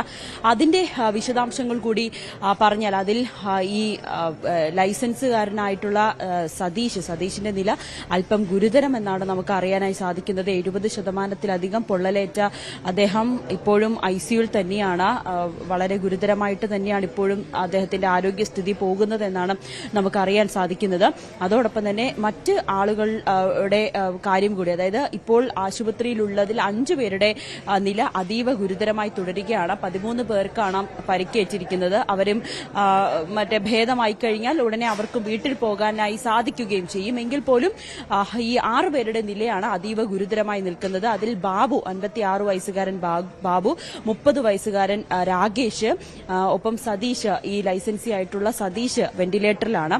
പ്രവീൺ വെന്റിലേറ്ററിലാണ്. പ്രവീണിന്റെ ഒരു സർജറി ഇപ്പോൾ കഴിഞ്ഞിട്ടുണ്ട്. സർജറി കഴിഞ്ഞ് വീണ്ടും വെന്റിലേറ്ററിലേക്ക് മാറ്റിയിരിക്കുകയാണ്. അങ്ങനെ 6 പേരുടെ നിലയാണ് ഗുരുതരമായി തുടരുന്നത്. Rajiv Gandhi institute of biotechnology സംഘം മെഡിക്കൽ കോളേജിലെത്തി, 7-അംഗ സംഘം മെഡിക്കൽ കോളേജിലെത്തി. അതുകൊണ്ട് തന്നെ വേഗം നടപടിക്രമങ്ങളെല്ലാം വേഗം പൂർത്തിയാക്കുവാനും അല്ലെങ്കിൽ വേഗത്തിലാക്കാനുമൊക്കെ കൂടുതൽ സംഘങ്ങൾ എത്തിയതോടുകൂടി സഹായകമായി. നേരത്തെ പ്രതിപക്ഷ നേതാവ് V D Satheesan, Ramesh Chennithala, VM Sudheeran അടക്കമുള്ള നേതാക്കൾ അവിടെ എത്തി ഈ ആളുകൾക്കുള്ള നഷ്ടപരിഹാര തുക ഉയർത്തണമെന്നൊരാവശ്യമൊക്കെ ഉന്നയിക്കുന്നുണ്ട്. ഇത് ഈ സമയത്ത് പഴിചാരലല്ല, എത്രയും വേഗം ആളുകൾക്ക് തങ്ങളുടെ ബന്ധുക്കൾ ഈ അപകടത്തിൽ മരിച്ചവരുടെ മൃതദേഹം ബന്ധുക്കൾക്ക് വിട്ടുകൊടുക്കുന്നതിന് വേണ്ടിയിട്ടുള്ള നടപടിക്രമങ്ങൾ എത്രയും വേഗം പൂർത്തിയാക്കണമെന്ന് പറഞ്ഞുകൊണ്ടാണ് അദ്ദേഹം ആശുപത്രിയിൽ നിന്ന് മടങ്ങിയത്. എന്തായാലും വളരെ കൃത്യമായിട്ടുള്ളൊരു നിരീക്ഷണം തന്നെയാണ് മെഡിക്കൽ കോളേജിൽ നടക്കുന്നത്. ചികിത്സയിലുള്ളവരുടെ കാര്യമെല്ലാം കൃത്യമായി തന്നെ അവർ നോക്കുന്നുണ്ട്. എത്രയും വേഗം അവരെ രക്ഷിക്കുക എന്നൊരു ഉദ്യമം തന്നെയാണ് അവർ മുന്നോട്ട് വയ്ക്കുന്നത്. എന്തായാലും മോർച്ചറിയിൽ നിന്നും നമുക്ക് ഇത്തരം വിവരങ്ങളാണ് നൽകാൻ കഴിയുന്നത്. ഇനിയും ആളുകളെ തിരിച്ചറിയേണ്ടതുണ്ട്, ബന്ധുക്കൾക്ക് കൈമാറേണ്ടതുണ്ട്. അതിനുവേണ്ടിയിട്ടുള്ള DNA പരിശോധന അടക്കം ഇവിടെ പുരോഗമിച്ചുകൊണ്ടിരിക്കുകയാണ്. രഞ്ജിത്ത്, നവമിയാണ് ആശുപത്രി പരിസരത്ത് നിന്ന് ഏറ്റവും പുതിയ വിവരങ്ങൾ നൽകുന്നത്. മുണ്ടത്തിക്കോട് വെടിക്കെട്ട് ദുരന്തം വലിയ നാശനഷ്ടമാണ് സമീപ പ്രദേശത്തുമുണ്ടാക്കിയത്. വീടുകളുടെ മേൽക്കൂരയും ജനലുമെല്ലാം വെടിക്കെട്ടിന്റെ പ്രകമ്പനത്തിൽ തകർന്നു. അപകടത്തിന്റെ ഞെട്ടലിൽ നിന്ന് മുക്തരായിട്ടില്ല പ്രദേശവാസികൾ ഇപ്പോഴും. CB അനുമോദിന്റെ report. വെടിക്കെട്ടുപുര നിന്നിരുന്ന മുണ്ടത്തിക്കോടിന് അടുത്തുള്ള മുണ്ടുപറമ്പിലാണ് ഞാനിപ്പോൾ നിൽക്കുന്നത്. അതായത് ഈ മുണ്ടത്തിക്കോടിന് ഏകദേശം ഒരു 150-200 മീറ്റർ അകലെയാണ് ഈ വെടിക്കെട്ട് പുരയുള്ളത്. ആ വെടിക്കെട്ട് പുരയിലുണ്ടായ വലിയ സ്ഫോടനം അത് ഈ മേഖലയിലെ വീടുകളെല്ലാം തന്നെ ബാധിച്ചിട്ടുണ്ട്. ഓടിട്ട വീടുകളുടെ മേൽക്കൂര, അതിലെ ഓട് മുഴുവൻ വീഴുക, വിണ്ട് കീറിയ ഭിത്തികൾ, അതുപോലെ തന്നെ വീടുകളാണെങ്കിൽ വീടുകളുടെ ജനൽ ചില്ലുകളൊക്കെ പൊട്ടിയ അവസ്ഥയിൽ അങ്ങനെ വലിയ ഒരു നാശനഷ്ടമാണ് ഈ ദുരന്തം ഈ മേഖലയ്ക്ക് ഉണ്ടാക്കിയത്. നമുക്ക് ഇവിടുത്തുകാരായ ആളുകൾ അവരുടെ വീടുകളിൽ സംഭവിച്ച നാശങ്ങൾ എന്തെല്ലാമാണെന്ന് നോക്കാം. ഞാൻ ഇവിടെ കിടന്നുറങ്ങായിരുന്നു.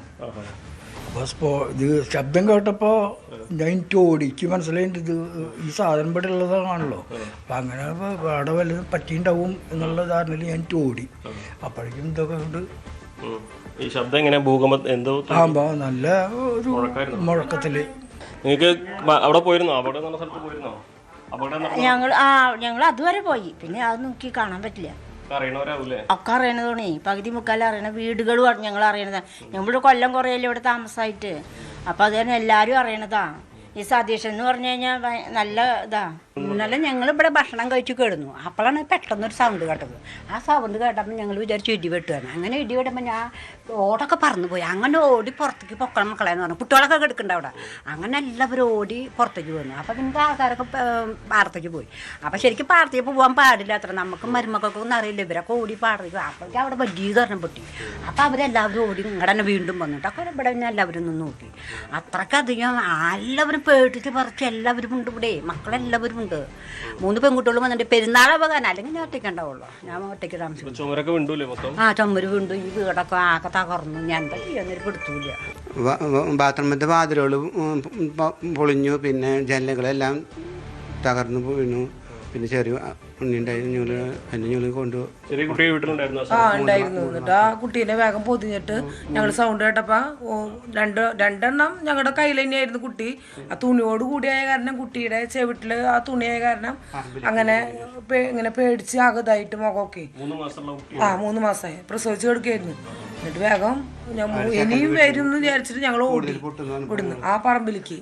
അങ്ങനെ പേടിച്ചിട്ട് വിളിച്ചു ചോദിച്ചു. കുഴപ്പമൊന്നുമില്ല. അങ്ങനെ വാശിയുണ്ട്. പിന്നെ ഇപ്പൊ കിടക്കുമ്പോ ഇങ്ങനെ ഇടയ്ക്കായിട്ട് ഞെട്ടില് പോലെ ഉണ്ടെന്ന് പറഞ്ഞു.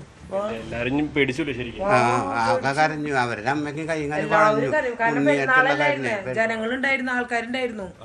ഭയങ്കര പേടില്ല. അവിടെ ഇന്നലെ ഇന്നും മിന്നാന്ന് തിങ്കളും ചൊവ്വയും എല്ലാവർക്കും പേടിയായി. നല്ല നിലവിളിയൊക്കെ ആയിരുന്നു. പിന്നെ ഈ കുട്ടിക്ക് എന്തെങ്കിലും സംഭവിക്കോ എന്നായിരുന്നു പേടി. എനിക്ക് പിന്നെ അപകടങ്ങള് ഇങ്ങനെ മാത്രം ഒഴിവായി മാത്രം. എല്ലാ ജനലും പൊട്ടി. അല്ല, സതീശനും കുറച്ച് പേര് എനിക്കറിയാം. പിന്നെ കുറെ പുറമുന്ന ആൾക്കാര് കൂടുതലുണ്ട്. പണി കൂടുതലായ കാരണം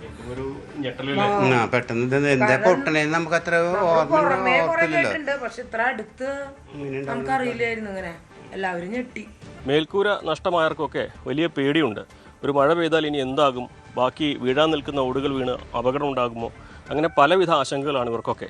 ജീവൻ തിരിച്ചിട്ടതിന് ആശ്വാസമുണ്ടെങ്കിലും വീടുകൾക്ക് സംഭവിച്ച നാശനഷ്ടം അത് പരിഹരിക്കാൻ സർക്കാരിൻ്റെ സഹായം ഏറെ വൈകാതെ കിട്ടുമെന്നൊരു പ്രതീക്ഷയാണ് ഇവരെല്ലാം പങ്കുവയ്ക്കുന്നത്. അഖിലോട്ട് പറയൊപ്പം CB അനുമോദ്, ന്യൂസ് 18. മുണ്ടത്തിക്കോട് ദുരന്തഭൂമിയിലും ഭക്ഷണപ്പൊതികളുമായി ഡിവൈഎഫ്ഐ പ്രവർത്തകർ. മെഡിക്കൽ കോളേജിലും മുണ്ടത്തിക്കോടുമായി സന്നദ്ധ പ്രവർത്തകർക്കും ദുരന്തബാധിതർക്കുമായി 1000-ലേറെ പൊതിച്ചോറാണ് ഡിവൈഎഫ്ഐ പ്രവർത്തകർ വിതരണം ചെയ്തത്.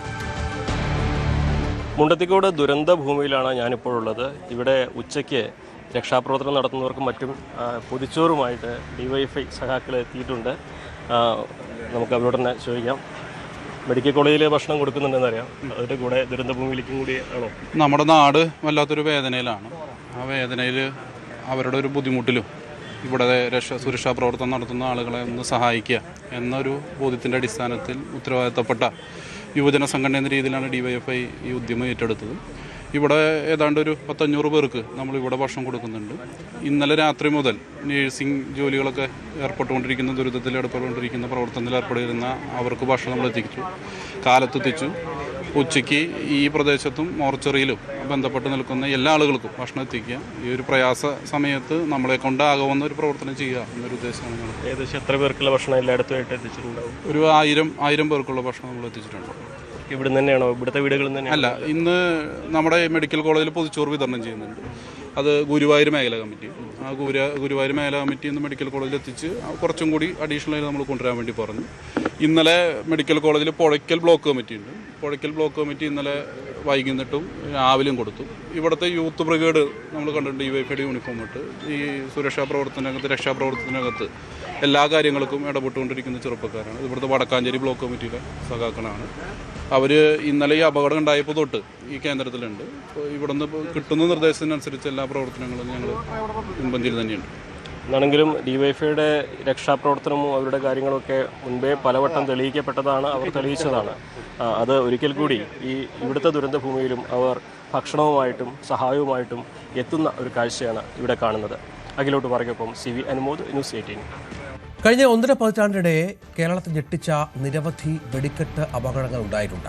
2016 ഏപ്രിൽ 10 കൊല്ലം പൂറ്റിങ്ങൽ ദേവീക്ഷേത്രത്തിലുണ്ടായ വെടിക്കെട്ട് അപകടത്തിൽ 110 പേരാണ് മരിച്ചത്.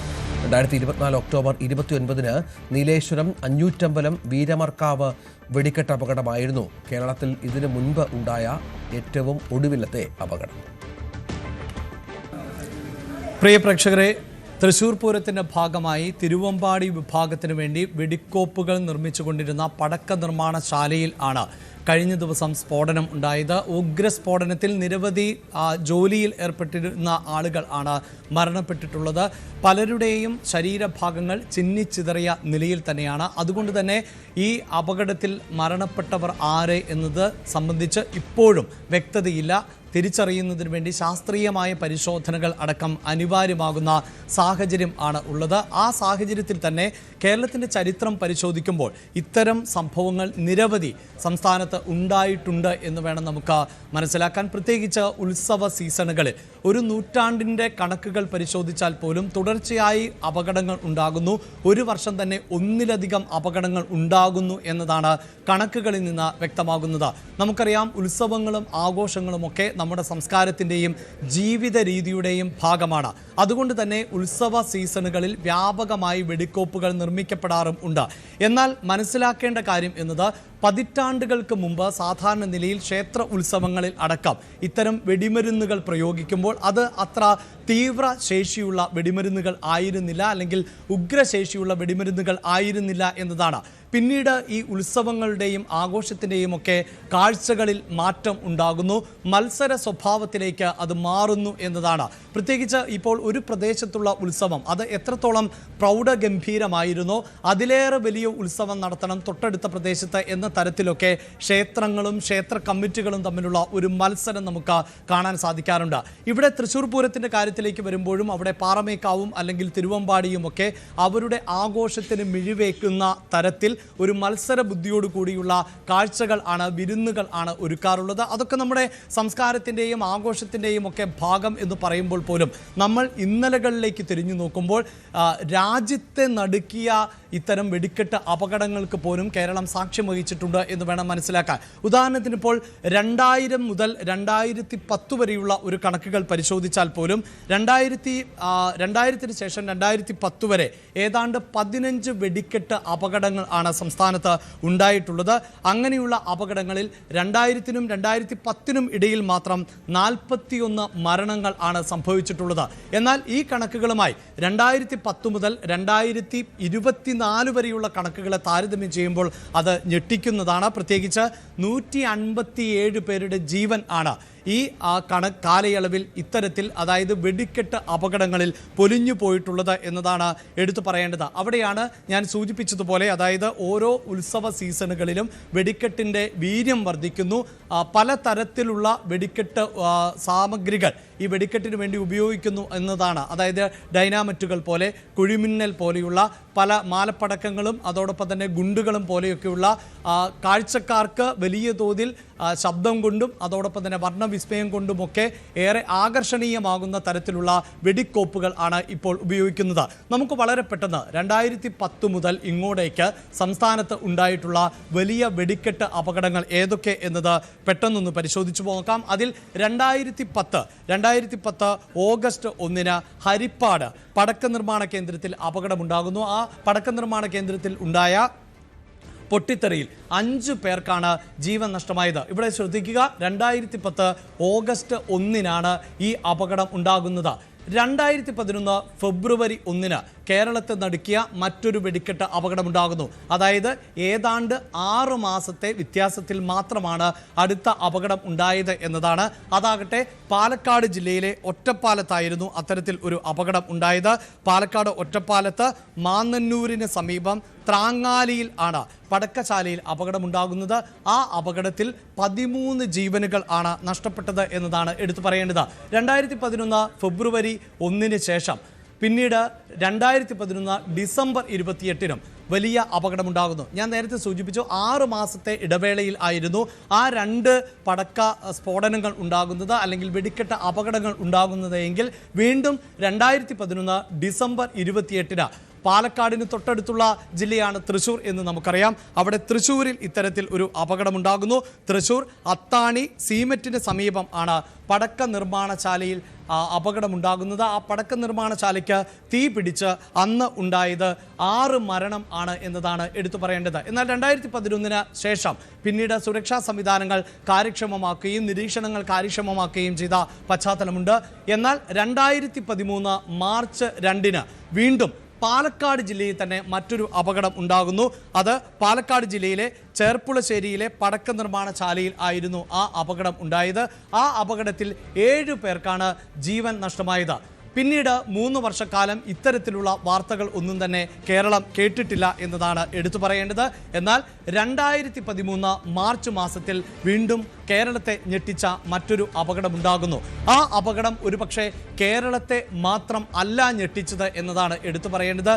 രാജ്യത്തെ തന്നെ നടുക്കിയ വെടിക്കെട്ട് അപകടം ആയിരുന്നു ഉണ്ടായത്. അത് കൊല്ലം ജില്ലയിലെ പുറ്റിങ്ങലിൽ ആയിരുന്നു.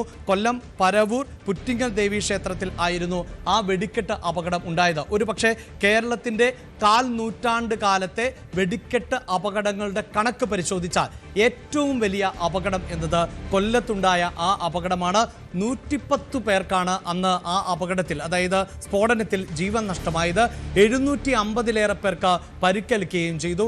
ഏറ്റവും എടുത്തു പറയേണ്ടത് 180 വീടുകൾ ആ ഉഗ്രസ്ഫോടനത്തിൽ തകർന്നു പോയി എന്നതാണ്. ഇവിടെ എടുത്തു പറയേണ്ടത് ഈ ക്ഷേത്രങ്ങൾ പലതും, അതായത് ഇപ്പോൾ തന്നെ ഈ തൃശ്ശൂരിലുണ്ടായിട്ടുള്ള അപകടം നമുക്കറിയാം. അത് പടക്ക നിർമ്മാണശാലയിലാണ് അപകടമുണ്ടായത്. അത് തൃശ്ശൂർ പൂരത്തിന് വേണ്ടി തയ്യാറാക്കുന്ന വെടിക്കോപ്പുകൾ ആയിരുന്നു. ഈ വെടിക്കോപ്പുകൾ പിന്നീട് ഈ പടക്ക നിർമ്മാണശാലയിൽ നിന്ന് നീക്കുമ്പോഴോ അല്ലെങ്കിൽ ഉത്സവത്തിൻ്റെ ഏതെങ്കിലും ഘട്ടത്തിലോ ഒക്കെ ആണ് ഇത്തരത്തിലൊരു അപകടമുണ്ടായത് എങ്കിൽ ഒരു പക്ഷേ ഇതിലും വലിയ ദുരന്തമായി അത് മാറുമായിരുന്നു.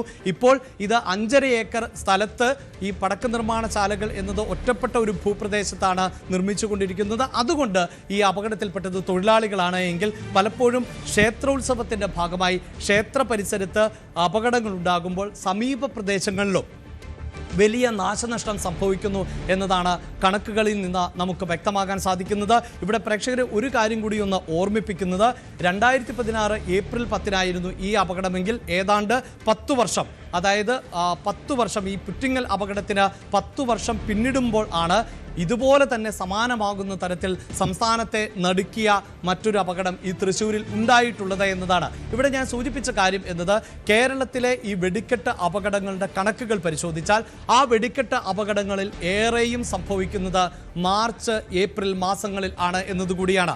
അതിന് കാരണം എന്നത് ഉത്സവ സീസണുകൾ ആണ്. ഈ ഉത്സവ സീസണുകളിൽ ആണ് അധികമായും വെടിക്കോപ്പുകൾ ഉപയോഗിക്കുകയും കൈകാര്യം ചെയ്യുകയും ഒക്കെ ചെയ്യുന്നത്.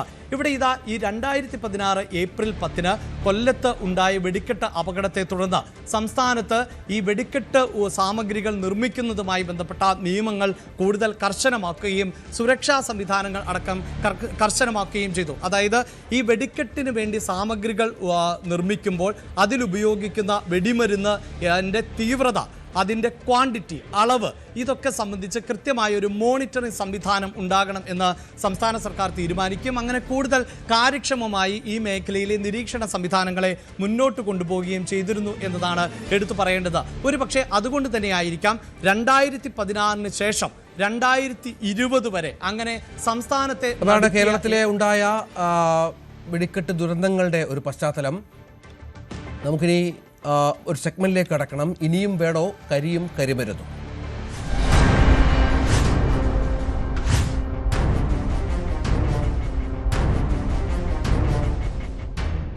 ഓരോ ഉത്സവകാലത്തും നാട് ആഘോഷ ലഹരിയിലാകും. ജീവിതം ഉത്സാഹത്തിമിർപ്പിലും. കരിവീരന്മാരും കരിമരുന്ന് പ്രയോഗവും കണ്ണും മനസ്സും നിറയ്ക്കും. എന്നാൽ കരിയും കരിമരുന്ന് മൂലമുണ്ടാകുന്ന അപകടങ്ങളിൽ ഇതിനകം എത്ര പേരുടെ ജീവനാണ് പൊലിഞ്ഞത്? എത്ര കുടുംബങ്ങളാണ് അനാഥമായത്? ഗുരുതര പരിക്കേറ്റ എത്ര മനുഷ്യർക്കാണ് ഉപജീവനം അസാധ്യമായത്? തൃശൂർ മുണ്ടത്തിക്കോടുണ്ടായ അപകടത്തിൽ 13 പേരുടെ മരണം സ്ഥിരീകരിക്കുമ്പോഴും മരണസംഖ്യയെക്കുറിച്ച് സർക്കാരിന് പോലും വ്യക്തതയില്ല. തീരാക്കരച്ചിലിൻ്റെയും തോരാക്കണ്ണീരിൻ്റെയും നാൾവഴികൾക്കിപ്പുറം ജനങ്ങൾ പ്രതികരിക്കുന്നു. ഇനിയും വേണോ കരിയും കരിമരുന്നും? പല അപകടങ്ങളുണ്ടാകുന്ന ഈ കരിമരുന്നും മറ്റും കൈകാര്യം ചെയ്യുന്നതിൻ്റെ എക്സാക്റ്റ് ആയിട്ടുള്ള ശാസ്ത്രീയമായ അറിവ് കൈകാര്യം ചെയ്യുന്നവരിൽ പലർക്കുമില്ല. ഒട്ടുമുക്കാൽ പേർക്കുമില്ല. കാരണം അതൊന്നും അവരാരും അതിനെക്കുറിച്ച് അറിയുന്നവരല്ല. അവർ പാരമ്പര്യമായിട്ടല്ലെങ്കിൽ കൺവെൻഷനലായിട്ട് ചെയ്തു വരുന്ന രീതി വെച്ചിട്ടാണ് ഇതൊക്കെ കൈകാര്യം ചെയ്യുന്നത്. അപ്പോൾ ഒരു 80% വരെ സേഫായിരുന്നാലും അപകടത്തിൻ്റെ ഒരു സാധ്യത അതിനകത്ത് 20% നിലനിൽക്കുകയാണ്. മാനദണ്ഡങ്ങൾ പാലിക്കാതെ ഇത്തരം പ്രവർത്തനങ്ങൾ ഏർപ്പെടുന്ന ആളുകളെ സംബന്ധിച്ചിടത്തോളം അവരെ ബ്ലാക്ക് ലിസ്റ്റിൽ അങ്ങ് മാറ്റുക. ശരിയായ രീതിയിലുള്ള എക്സ്പ്ലോസീവ് സർട്ടിഫിക്കറ്റും പ്രാക്ടീസുള്ള ആളുകളെ മാത്രം ഈ നിർമ്മാണത്തിന് വിനിയോഗിച്ചു കഴിഞ്ഞാൽ ഇത്തരം അപകടങ്ങൾ ഒഴിവാക്കാൻ കഴിയും.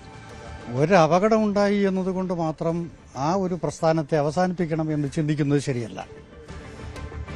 അടിസ്ഥാനപരമായി എല്ലാ അപകടങ്ങളുടെയും കാരണങ്ങളൊന്നായിരിക്കും. അതായത് ശാസ്ത്രീയമായി സാഹചര്യത്തിനനുസരിച്ച് അവ പുനഃക്രമീകരിച്ചിട്ടില്ല എന്നതാണ് അപകടത്തിൻ്റെ കാരണം. പടക്ക് സൂക്ഷിക്കുന്നത് കൊണ്ട് എല്ലായിടത്തും പടക്ക് പൊട്ടുന്നില്ല. അപ്പോൾ അതിൻ്റെ ക്രമപ്രകാരം ചെയ്യുന്നില്ല എന്നതാണ് കുറ്റം. ആനയുടെ കാര്യവും അത് തന്നെ.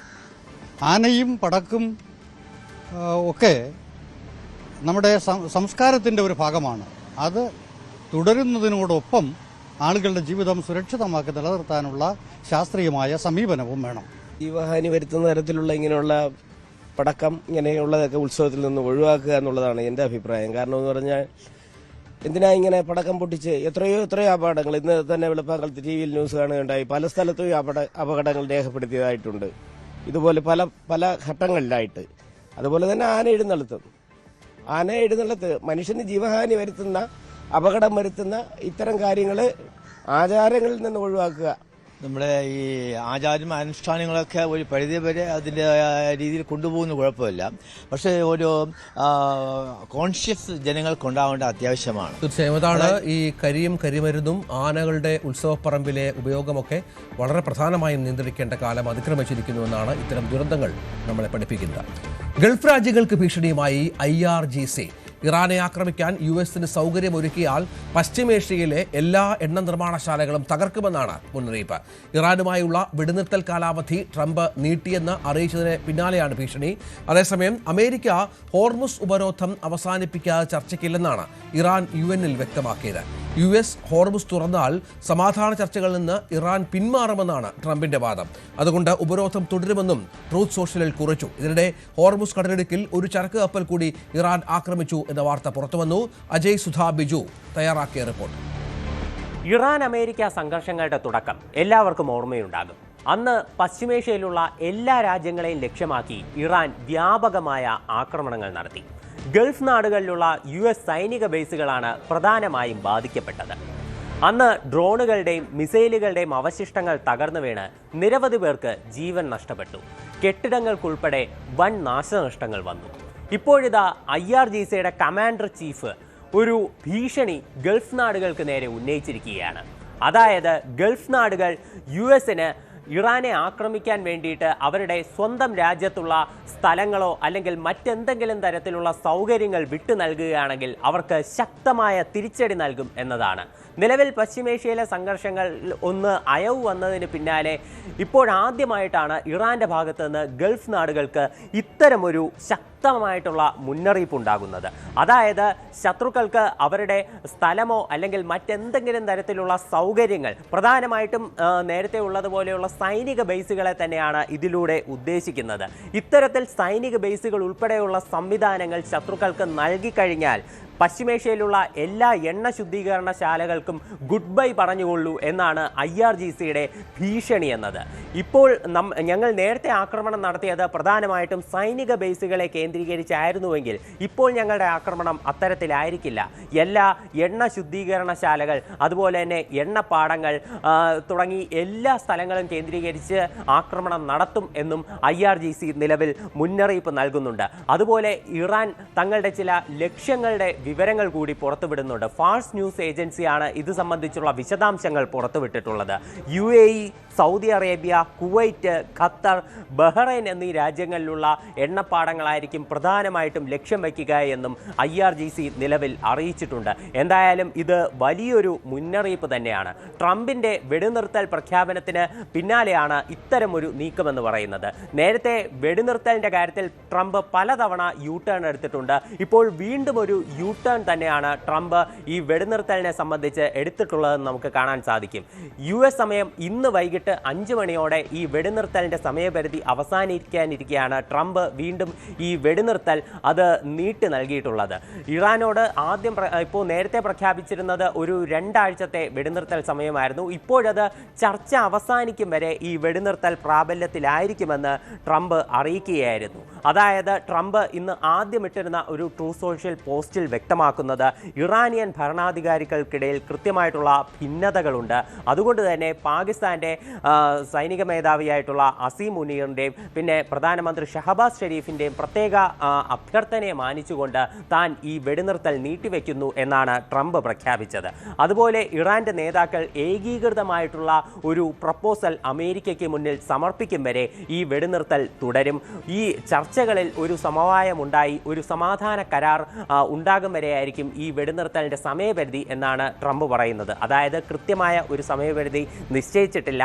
ചർച്ചകൾ അവസാനിക്കും വരെ ഈ വെടിനിർത്തൽ തുടരും എന്നതാണ് ട്രംപ് അറിയിക്കുന്നത്. അതേസമയം ഹോർമുസ് കടലിടുക്ക് അടഞ്ഞു തന്നെ കിടക്കും എന്നാണ് ട്രംപ് പറയുന്നത്. അവിടെയുള്ള US ഉപരോധം ഇപ്പോഴുള്ളതുപോലെ നിലനിൽക്കുമെന്നും ട്രംപ് സൂചിപ്പിക്കുന്നുണ്ട്. എന്നാൽ ഇറാന്റെ ഭാഗത്ത് നിന്നുള്ള ഇപ്പോഴത്തെ നിലവിലെ അവരുടെ നിലപാടെന്ന് പറയുന്നത് ഇറാന്റെ UN-ലുള്ള പ്രതിനിധി വ്യക്തമാക്കുന്നതാണ്. UN-ൽ ഈ ഇറാനിയൻ പ്രതിനിധി വ്യക്തമാക്കിയിട്ടുള്ളത് US ഹോർമുസ് കടലിടുക്കിലുള്ള ഉപരോധം അവസാനിപ്പിച്ചാൽ മാത്രമേ ഇറാൻ ചർച്ചകൾക്ക് തയ്യാറാകൂ എന്നതാണ്. ഇറാന്റെ വിദേശകാര്യമന്ത്രി അബ്ബാസ് അറക്ചി എന്നാൽ കുറച്ചുകൂടി കടുത്ത ഭാഷയിലുള്ള പ്രതികരണമാണ് നടത്തുന്നത്.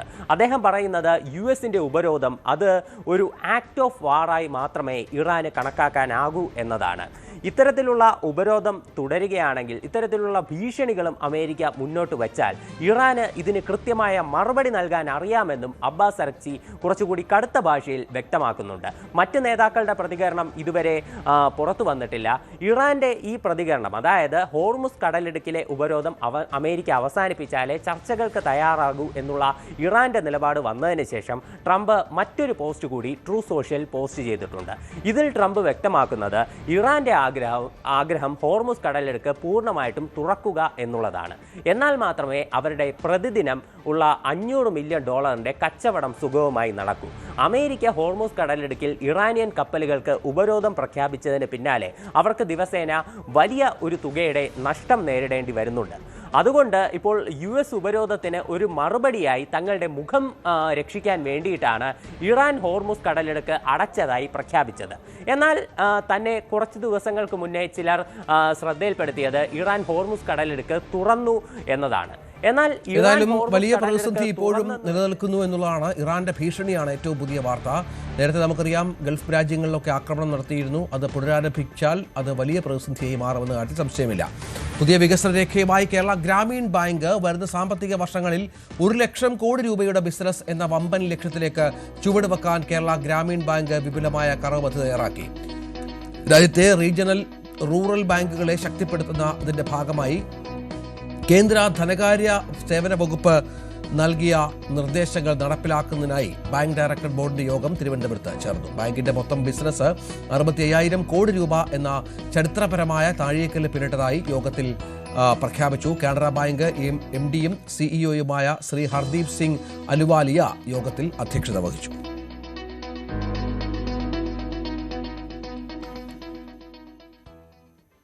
തൊഴിലാളികളുടെ സന്തോഷത്തിലാണ് യഥാർത്ഥ വിജയം കണ്ടെത്തേണ്ടതെന്ന സന്ദേശം പ്രവൃത്തിയിലൂടെ തെളിയിച്ചിരിക്കുകയാണ് ചെന്നൈ മലയാളി വ്യവസായിയായ R. പ്രേംകുമാർ.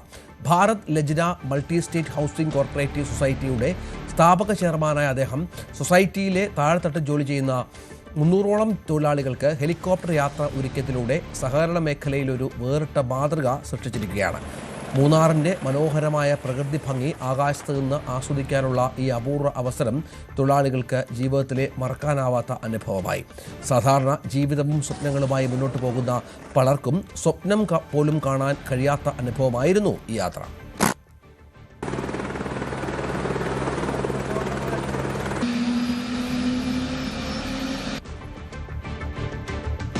സ്ത്രീരത്ന പദ്ധതിയുമായി ബാങ്കിംഗ് ഇതര ധനകാര്യ സ്ഥാപനമായ മണിരത്ന ഗ്രൂപ്പ് വനിതാ ഉപഭോക്താക്കൾക്കായി സൗജന്യ വിമാനയാത്രയും പ്രഖ്യാപിച്ചു. സ്ത്രീകളുടെ ഉന്നമനത്തിനായി ശ്രീരത്ന, കുട്ടികൾക്കായി ലിറ്റിൽ രത്ന എന്നിങ്ങനെ 2 പദ്ധതികളാണ് മണിരത്ന ഗ്രൂപ്പ് അവതരിപ്പിച്ചത്. തിരഞ്ഞെടുക്കപ്പെട്ട 13 വീട്ടമ്മമാർക്ക് ഈ മാസം 23-ന് കൊച്ചിയിൽ നിന്ന് ബംഗളൂരുവിലേക്കും തിരിച്ചുമുള്ള വിമാനയാത്രയാണ് ഒരുക്കിയിരിക്കുന്നതെന്ന് ചെയർമാൻ SV മണികണ്ഠൻ പറഞ്ഞു.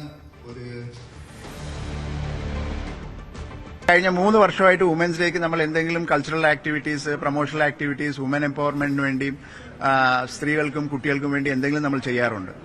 പക്ഷേ ഈ വർഷം പ്രത്യേകിച്ച് നമ്മൾ വുമൻസ് ഡേക്ക് നമ്മൾ പ്ലാൻ ചെയ്തെന്ന് പറയുമ്പോൾ ചിലപ്പോൾ അവര് ഈ സ്വപ്നം മാത്രം കണ്ട് ഒരു വിനോദയാത്ര, അത് ബസ്സിലോ ട്രെയിനിലോ അല്ലാതെ ഒരു ഫ്ലൈറ്റ് യാത്ര തന്നെ ആയിക്കോട്ടെ എന്ന് പ്ലാൻ ചെയ്തിട്ട് 3000 മെമ്പേഴ്സിന് നമ്മൾ നറുക്കെടുപ്പ് ത്രൂ 13 പേരെ സെലക്ട് ചെയ്തിട്ട് അവർ 23-ാം തീയതി 13 പേരും ബാംഗ്ലൂരിലേക്ക് 1 ഡേ രാവിലെ പോവുക, ഉച്ചയ്ക്ക് അവിടെ സൈറ്റ് സീയിങ് ചെയ്യുക, തിരിച്ച് രാത്രിയാവുമ്പോൾ എറണാകുളം തിരിച്ചെത്തുക എന്ന് പറയുന്ന ഒരു യാത്രയാണ് നമ്മൾ പ്ലാൻ ചെയ്തത്. അത് 23-ാം തീയതിയാണ് അവർ ഫ്ലൈ ആവുന്നത്. അപ്പോൾ അതിന്റെ ഭാഗമായിട്ടാണ് ഈ പ്രസ് മീറ്റ് നമ്മൾ നടത്തിയിരിക്കുന്നത്. വാർത്താ സമ്മേളനത്തിൽ മാനേജിംഗ് ഡയറക്ടർ ധന്യ മണികണ്ഠൻ, സിദ്ധാർത്ഥ് മേനോൻ എന്നിവർ പങ്കെടുത്തു. പകൽ വാർത്ത പൂർണ്ണമാവുകയാണ്. നമസ്കാരം.